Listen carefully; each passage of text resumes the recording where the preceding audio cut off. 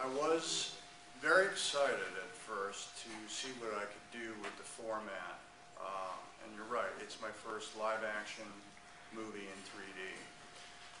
I was like a kid in a candy store, and I wanted to see if I could get my tongue into the fourth row of the audience in one scene. There's a scene in Darren where I kissed the young lady, and well, thankfully they cut that out of the movie. But I wanted to try to do anything I could to mess with the format. What's in my garage is a Dodge Ram 3500 Laramie. I have a pickup truck. I like it. It's a diesel Cummins engine, which is the same engine they use in the trains, and it's actually really good for the environment. Unlike the hybrid, so many people think is good for the environment, you actually have to dump those batteries, and it actually pollutes the environment. So the diesel truck is a better way to go.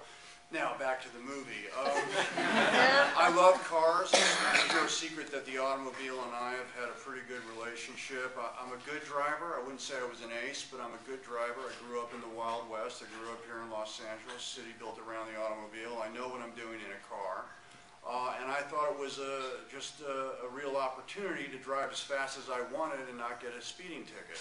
And that's what I did. When I drive in a movie, it's not unlike when I act. I go into a trance. I don't really have skills, but I just know what they want me to do, and somehow it all works itself out.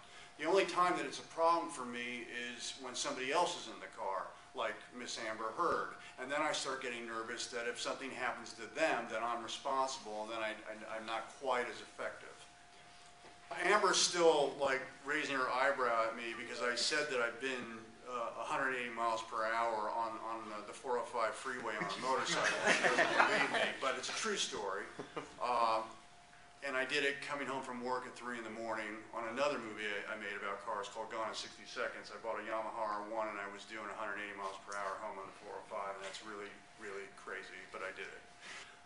Believe it or not, I was reading a lot of Walt Whitman at the time, our poet laureate, Leaves of Grass. And somewhere in Leaves of Grass, Whitman just says in a stanza, drinking mead from a skull. And I thought to myself, I like that. I would like to find a way to drink beer from a skull in this movie. And the reason being kind of partly because I wanted Milton to have this kind of Celtic and Wotanic kind of modern primitive style about him. And also I wanted to see if there could be any way in my presentation of the skull, and I put a lot of thought into that, even did a few takes of it, almost like a commercial, a beer commercial, to find a way to make the beer slosh out of the eye in such a way that my cup runneth over and have it look really inviting and appetizing and make people in the audience go, wow, I know it sounds crazy, but I really kind of like to drink beer from the skull.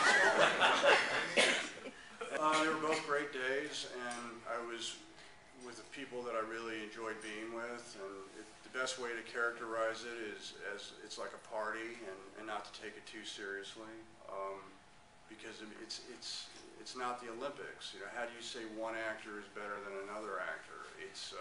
You can definitely say that in the Olympics if it's the same race and someone wins the race, someone wins the race. But the only way to really do it and have it be sincere would be if you get all the actors together and they're all playing the same part, and then you rate which one made you feel the most. Otherwise, it's subjective.